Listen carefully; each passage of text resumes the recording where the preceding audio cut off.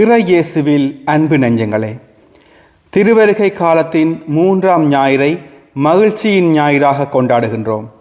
இறைமகன் பிறப்பையொட்டிய நிகழ்வுகளை குறித்து நாம் நம்மை எப்படி தயார் செய்ய வேண்டும், இறை பாலனை நம் உள்ளத்திலும் இல்லத்திலும் ஏற்று வரவேற்க நாம் மகிழ்ச்சி நிறை வாழ்வை வாழ்கின்றோமா, அல்லது உலக காரியங்களை குறித்து துன்பத்தில் வாழ்கின்றோமா? மகிழ்ச்சி நிறை வாழ்வை வாழ்வதே இவ்வாரத்திற்கு ஒரு முழுமையான அர்த்தத்தை கொடுக்கும். இறைவனோடு ஒன்றித்து வாழும்போது நமக்கு கிடைக்கும் மகிழ்ச்சியூட்டும் நன்மைகள் எவை என்பதை சிந்திப்போம். இறைவன் மீது அசைக்க முடியாத நம்பிக்கை கொள்வோர் துன்பத்திலிருந்து விடுதலையும், தளர்ந்த உடலில் வலிமையும், கலங்கிய உள்ளங்களில் மகிழ்ச்சியும் பூரிப்பும் அடைவார்கள். நம் இறைவாக்கினர்கள் இறை இயேசுவிற்கு ஏற்புடையவர்களாக வாழ எப்படி துன்பங்களை பொறுமையோடு தாங்கி அதில் வெற்றி கண்டார்களோ, அவர்களை முன்மாதிரியாக கொண்டு வாழ நாமும் அழைக்கப்படுகின்றோம். இறைவன் நம்மீது இவ்வுலகின் மீதும் கொண்ட அளவு கடந்த அன்பு, அக்கறை, இரக்கத்தால் இறை அரசின் மகிமைக்கும் மாட்சிக்கும் உரித்தான தனது ஒரே மகனை இவ்வுலகிற்கு தந்து மகிழ்ந்தார். இறை திட்டத்திற்கு பணிந்து இறைமகன் இயேசு மனிவுரு எடுப்பதில் தம்மை அர்ப்பணிப்பதில் மகிழ்ந்திருந்தார். அன்னை மரியாள் இறைமகனை தம் கருவில் சுமப்பதில் பெரும் உவகை கொண்டிருந்தார். திடமான மனதுடன் இருவரையும் தாங்குவதில் புனித சூசியப்பர் மகிழ்ச்சி அடைந்தார். இவை அனைத்தையும் நாம் நம் மனதில் நிறுத்தி ஒவ்வொரு வாரமும் நமக்கு கிடைக்கும் படிப்பினைகளை பிறர் சிநேகத்தோடு மனதில் கொண்டு வாழ்வோம். என்ன துன்பங்கள் வந்தாலும் ஏற்று வாழ முன்வருவோம். நம்மை இறைவனிடத்தில் ஒப்புக்கொடுத்து இறை நம்பிக்கையோடு நிலை வாழ்வை நோக்கி பயணிப்பதே உண்மையான மகிழ்ச்சி என்பதை உணர்வோம். இறை வார்த்தையை வாழ்வாக்கி துன்பத்திலும் வறுமையிலும் வேதனையிலும் வாழ்வோர்க்கு அவர்கள் தேவையறிந்து உதவி செய்வதிலும் நற்செயல்கள் புரிவதிலும் முன்மாதிரியாக வாழ்வதே இறைவனுக்கு உகந்த செயல்.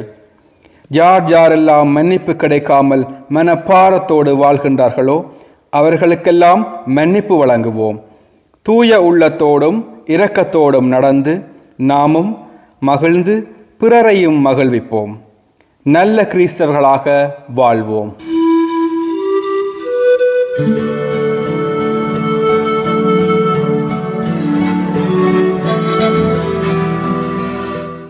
முதல் வாசகம் எசாயா நூலிலிருந்து வாசகம். 35ஆம் அதிகாரம் 1-6 வரைக்கும். அந்நாள்களில் பாலை நிலமும் பால்வழியும் அகமகளும், பொட்டல் நிலம் அக்களிப்படைந்து லீலி போல் பூத்து குலுங்கும். அது வளமாய் பூத்து குலுங்கி மகிழ்ந்து பாடி களிப்படையும். லெபனோனின் எழில் அதற்கு அளிக்கப்படும். கர்மேல் சாரோனின் மேன்மை அதில் ஒளிரும். ஆண்டவரின் மாட்சியையும் நம் கடவுளின் பெருமையையும் அவர்கள் காண்பார்கள். தளர்ந்து போன கால்களை திடப்படுத்துங்கள், தள்ளாடும் முழங்கால்களை உறுதிப்படுத்துங்கள். உள்ளத்தில் உறுதியற்றவர்களை நோக்கி திடன் கொள்ளுங்கள். அஞ்சாதிருங்கள், இதோ உங்கள் கடவுள் பழி தீர்க்க வருவார். அநீதிக்கு பழிவாங்கும் கடவுளாக வந்து உங்களை விடுவிப்பார்.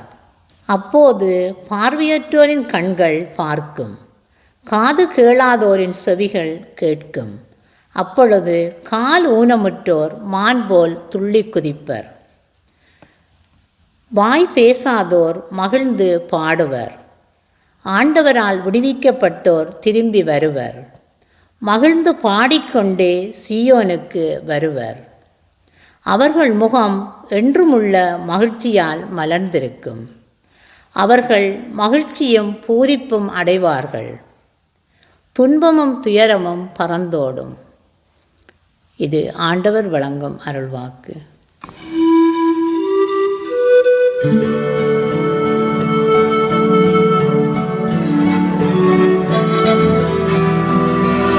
இரண்டாம் வாசகம். யாக்கோப்பின் திருமுகத்திலிருந்து வாசகம். அதிகாரம் 5 வசனங்கள் 7 முதல் 10 வரை. சகோதரர் சகோதரிகளே, ஆண்டவரின் வருகை வரை பொறுமையோடு காத்திருங்கள். பயிரிடுபவரை பாருங்கள். அவர் நிலத்தின் நல்ல விளைச்சலை எதிர்பார்த்து முன்மாறியும் பின்மாறியும் பொழியும் அளவும் பொறுமையோடு காத்திருக்கிறார். நீங்களும் பொறுமையோடு இருங்கள். உங்கள் உள்ளங்களை உறுதிப்படுத்துங்கள். ஏனெனில் ஆண்டவரின் வருகை நெருங்கிவிட்டது. சகோதர சகோதரிகளே, நீங்கள் தண்டனை தீர்ப்புக்கு ஆளாகாதவாறு ஒருவர் மற்றவருக்கு எதிராக முறையிடாதீர்கள். இதோ நடுவர் வாயிலில் நின்று கொண்டிருக்கிறார். அன்பர்களே, நீங்கள் துன்பத்தை தாங்குவதிலும் பொறுமையை கடைப்பிடிப்பதிலும் ஆண்டவரின் பெயரால் பேசிய இறைவாக்கினரை உங்களுக்கு மாதிரிகளாக கொள்ளுங்கள். இது ஆண்டவர் வழங்கும் அருள்வாக்கு.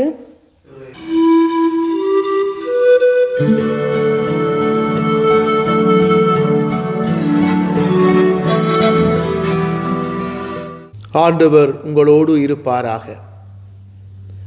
மத்தேயு எழுதிய தூய நற்செய்தியிலிருந்து எடுத்துரைப்பு. அதிகாரம் 11, வாக்கியங்கள் 2 தொடங்கி 11 முடிய. அக்காலத்தில் யோவான் சிறையில் இருந்தபோது மெசியாவின் செயல்களை பற்றி கேள்வியுற்று தம் சீடர்களை அவரிடம் அனுப்பினார். அவர்கள் மூலமாக, வருவிருப்பவர் நீர்தாமா அல்லது வேறு ஒருவரை எதிர்பார்க்க வேண்டுமா என்று கேட்டார். அதற்கு இயேசு மறுமொழியாக, நீங்கள் கேட்டவற்றையும் காண்பவற்றையும் யோவானிடம் போய் அறிவியுங்கள். பார்வையற்றோர் பார்வை பெறுகின்றனர், கால் ஊனமுற்றோர் நடக்கின்றனர், தொழுநோயாளர் நலமடைகின்றனர், காது கேளாதோர் கேட்கின்றனர், இறந்தோர் உயிர் பெற்று எழுகின்றனர், ஏழைகளுக்கு நற்செய்தி அறிவிக்கப்படுகிறது. என்னை தயக்கமின்றி ஏற்றுக்கொள்வோர் பேறு பெற்றோர் என்றார். அவர்கள் திரும்பிச் சென்றபோது இயேசு மக்கள் கூட்டத்திடம் யோவானை பற்றி பேசத் தொடங்கினார். நீங்கள் எதை பார்க்க பாலை நிலத்திற்கு போனீர்கள்? காற்றில் அசையும் நாணலையா? இல்லையேல் யாரை பார்க்க போனீர்கள்? மெல்லிய ஆடை அணிந்த ஒரு மனிதரையா? இதோ மெல்லிய ஆடை அணிந்தோர் அரச மாளிகையில் இருக்கின்றனர். பின்னர் யாரைத்தான் பார்க்க போனீர்கள்? இறைவாக்கினரையா? ஆம், இறைவாக்கினரை விட மேலானவரையே என நான் உங்களுக்கு சொல்லுகின்றேன். இதோ நான் என் தூதனை உமக்கு முன் அனுப்புகிறேன். அவர் உமக்கு உமது வழியை ஆயத்தம் செய்வார் என்று இவரை பற்றித்தான் மறைநூலில் எழுதியுள்ளது. மனிதராய் பிறந்தவர்களுள் திருமுழுக்கு யோவானை விட பெரியவர் எவரும் தோன்றியதில்லை. ஆயினும் விண்ணரசில் மிகச் சிறியவரும் அவரினும் பெரியவரே என நான் உறுதியாக உங்களுக்கு சொல்லுகிறேன் என்று இயேசு திருவாய் மலர்ந்தார்.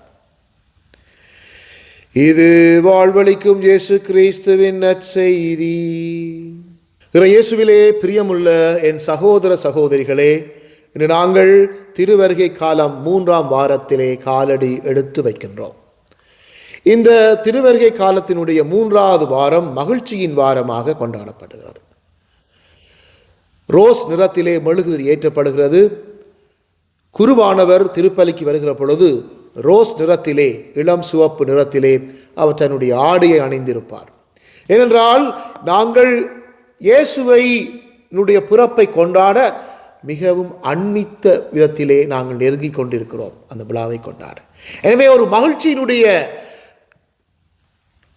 கிழமையாக, வாரமாக இது பார்க்கப்படுகிறது.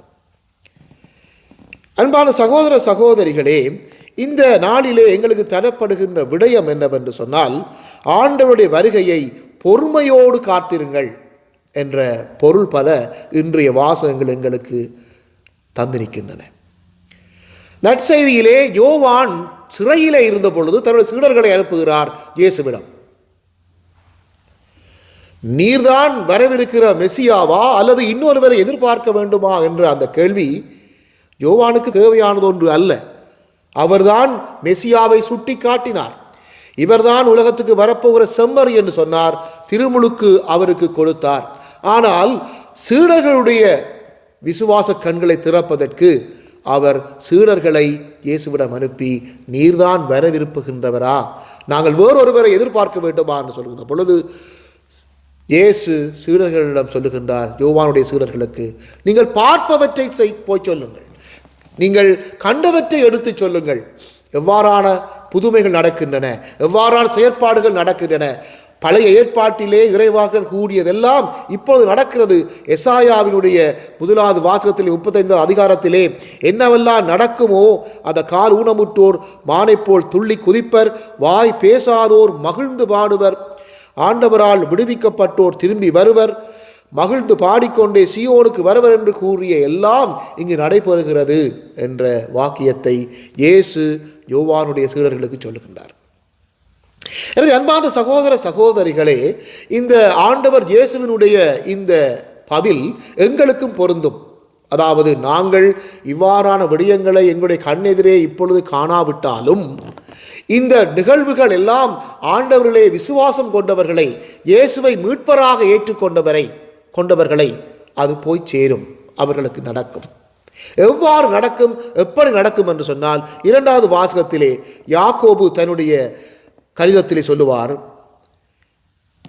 பயிரிடுபவரை பாருங்கள், அவர் நிலத்தின் நல்ல விளைச்சலை எதிர்பார்த்து முன்மாறியும் பின்மாறியும் பொழியும் அளவும் பொறுமையோடு காத்திருக்கின்றார். எனவே நாங்களும் பொறுமையோடு காத்திருக்க வேண்டியவர்கள். பொறுமையாக இருப்பதென்பது எங்களுக்கு இயலானத ஒரு காரியம். எல்லாவற்றையும் நாங்கள் உடனே நடைபெற வேண்டும் என்ற எதிர்பார்ப்பு மனிதர்களாக எங்களுக்கு இருக்கிறது, சாதாரண மனிதர்களுக்கு. ஆனால் இறைவனிலே ஆழமாக வேரூன்றி ஆண்டவரிலே காத்திருப்போருக்கு ஒவ்வொரு காத்திருப்பும் இனிமையானது, நம்பிக்கை தரக்கூடியது. நாங்கள் நம்பிக்கையோடு விசுவாசத்திலே ஆழ வேரோடு நிற்பது என்பது வெறுமனே விசுவாசத்தோடு நின்று விடுகிற காரியம் அல்ல. விசுவாசத்திலே வளர்ந்து எங்களுடைய அன்றாட கடமைகளிலே ஒரு பேருந்துக்கு காத்து கொண்டிருப்பது, நாங்கள் ஒரு நிகழ்வுக்கு செல்கின்ற பொழுது எப்பொழுது அந்த நிகழ்வு ஆரம்பமாகும், எப்பொழுது நாங்கள் வேலைக்கு செல்வோம் என்ற அந்த அங்கலாய்ப்புகள் அதிகம் இருக்கின்றன. நாங்கள் எங்களுக்கு தேவையானவர்கள், எங்களுக்கு வேண்டியவர்கள் எங்களுடைய பிறந்த தினத்திலே அல்லது எங்களுடைய திருமண ஆண்டு நிறைவிலே எங்களை வாழ்த்தவில்லை என்றால் நாங்கள் கஷ்டம் அடைகிறோம், வேதனைப்படுகிறோம். ஆனால் ஆண்டவரிலே நிறைவாக இருக்கின்றவர்கள், ஆண்டவரிலே விசுவாசம் உள்ளவருடைய வாழ்க்கை எல்லாவற்றையும் ஏற்றுக்கொள்ளும், எல்லாவற்றையும் பொறுமையோடு சகித்துக் கொள்ளும். என்றால் ஆண்டவராக கடவுள் தருகிற மீட்பை எங்களுடைய கண்கள் கண்டுகொள்வதற்கு இவ்வாறான நிகழ்காலத்தில் நடக்கின்ற இந்த அங்கலாய்ப்புகள், இந்த ஆதகங்கள் எல்லாம் எங்களிடமிருந்து விலகி ஓட வேண்டியவை. நாங்கள் மிகவும் ஆழமாக எல்லாவற்றையும் பொறுமையோடு சகித்து தகுந்த நேரத்திலே விளைச்சலை கொடுக்கக்கூடிய பயிர்களாக, பழங்களாக, விளை நிலங்களாக நாங்கள் மாற அழைக்கப்படுகிறோம். எனவே அன்பான சகோதரிகளே, இன்றைய 3வது வாரத்திலே நாங்களும் ஆண்டவருடைய வருகையை மகிழ்ச்சியோடு எதிர்கொண்டு செல்வோம், பொறுமையோடு காத்திருப்போம். ஆண்டவராக இறைவன் எங்கள் உள்ளங்களில் குடிகொள்ள நாங்களும் பொறுமையை எங்களுடைய அன்றாட வாழ்க்கையிலே சிறு சிறு விடயங்களை கடைப்பிடிக்க இறைவன் எங்களுக்கு வரம் தர வேண்டும் என்று சொல்லி இந்த வாரத்திலே ஆண்டவரை பார்த்து மன்றாடுவோம். ஆமீன்.